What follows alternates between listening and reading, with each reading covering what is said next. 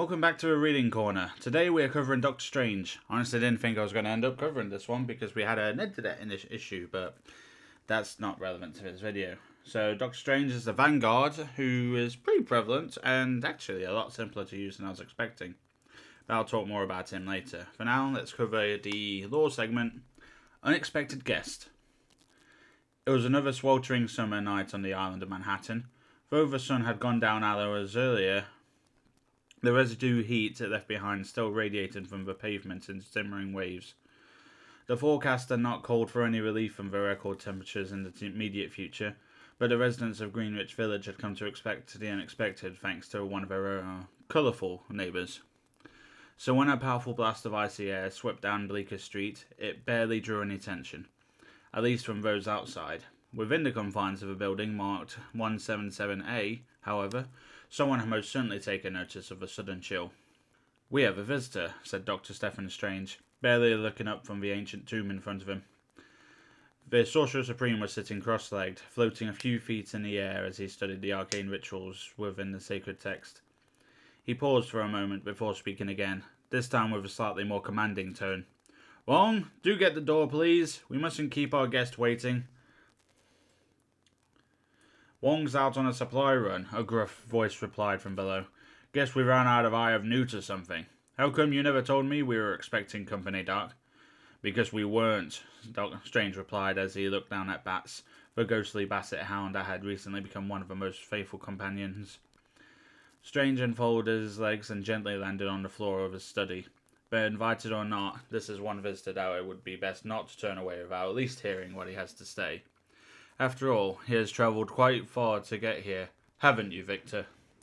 "Indeed I have, Stephen," replied the unexpected guest in the authoritative voice.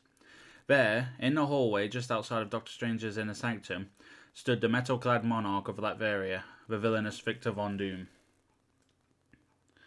"How the heck did you get in here?" Bats said with a low growl, the green glow from his spectral form intensifying. "This place is supposed to be intruder-proof." "It seems the good doctor's sanctum sanctorum is desperately in need of some more powerful protection spells," Doom replied snidely. "And perhaps a better watchdog as well." "I suppose I could use a change of a few mystic locks," Strange said with a smirk.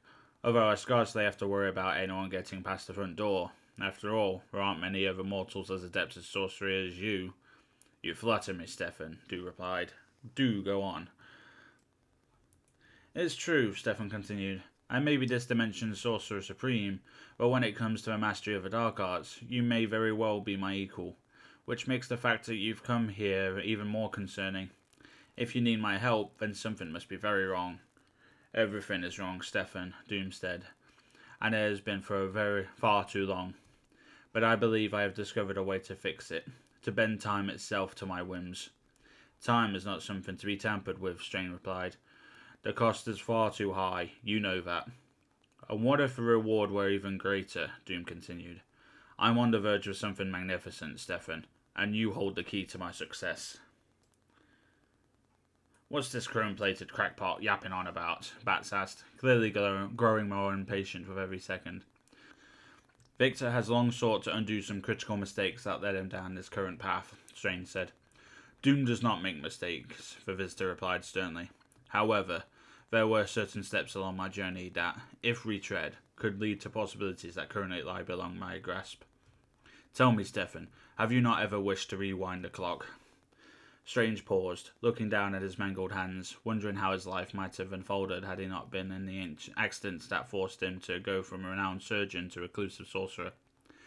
But as the Ancient One had taught him, fate was not in the hands of any mortal, even those with unparalleled mystic might. "I have become who I'm supposed to be, Victor," Strange said. "My journey would have ended at the same place, no matter the road taken." "I wish to prove otherwise," Doom replied. "And to do so, all I require is a single spell." "The fact that you do not already have access to the spell you seek speaks volumes," Strange said, raising a curious eyebrow.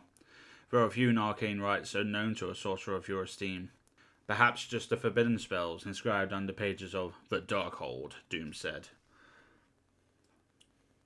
Stephen Strange shuddered at the name. The Darkhold was a cursed collection of insidious incantations, said to be authored by an elder god of chaos known as Caphone. This so-called Book of Sins had a corrupting effect on those who dared to tap into its mystic malevolence. Strange had recovered the illicit text from the Dark Dimension long ago after a battle against his rival, Baron Mordo, and had stored it within his Sanctum Sanctorum for safekeeping ever since. I'm afraid that volume is off limits, old friend, Strange said resolutely. Which of those Caphonic curses could possibly aid you in your endeavours anyway? The vampiric verses, Doom whispered, almost as if speaking the spell's name aloud was enough to unleash its terror upon the world. Hold on, Bats interrupted. You want to turn yourself into a vampire? Ain't you already spooking our fella? I wish no such thing, Doom said, his patience beginning to crumble away. But Dracula and his immortal legion used the same rites centuries ago to successfully cheat time. Perhaps with a proper amount of scrutiny, I can do the same and unlock the secrets of time's true nature. An interesting approach, Strange said, but one far too risky for me to allow. I'm sorry, Victor, but the answer is no. I was afraid you would say that, old friend, Doom responded, but I will have what I seek, even if I must take it from you by force. Without a moment's notice, Doom conjured up the Veil of Khonshu, sending a massive wave of darkness cascading towards Strange. Claws of Bast, Strange commanded, slashing through the oncoming wall of ebony energy with brightly glowing purple claws that were forged from a spirit energy drawn directly from Wakandan astral plane Dajalia. Impressive, Stefan, Doom replied, circling his arms in a frenzied motion. But can you weather the mists of Fimbulwinter? A freezing gust of wind rushed from the magical circle Doom had conjured, but Stefan Strange was not willing to back down, even as the bitter frost stiffened his cape. I've spent winters in Kamar-Taj, Strange mused. This is nothing. Doom watched in surprise as Doctor Strange fought through the icy gusts to cast his next incantation. Even more shockingly, each of the Sorcerer Supreme's hands seemed to be conjuring their own spells, entirely independent of each other. One blazed a bright red, while the other glistened gold. As Strange brought his hands together, he released an enchantment that even he had never summoned before, born from the combined energy of both the Crimson Cosmos and Asgard. Crimson forms of Yggdrasil! Long spiked vines erupted forth from Strange's hands, glowing a deep scarlet as they whipped towards their intended target. Before Doom could even think to utter a defensive spell, he found himself completely ensnared by the thorny limbs, unable to move.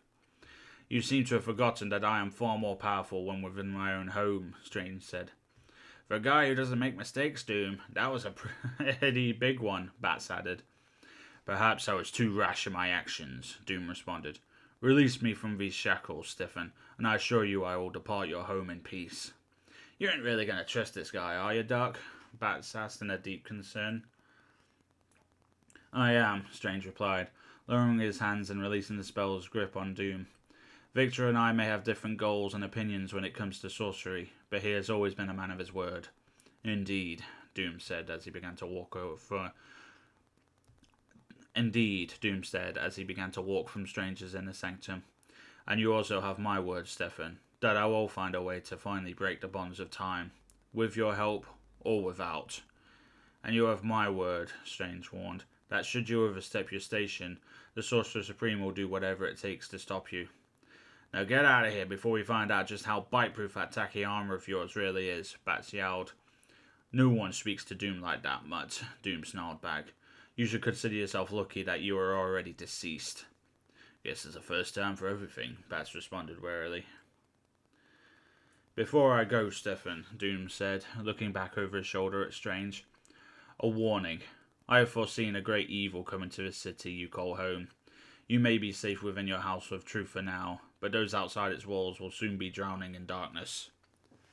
What the hell is that supposed to mean? Bats barked towards the darkened doorway as Doom faded into the shadows.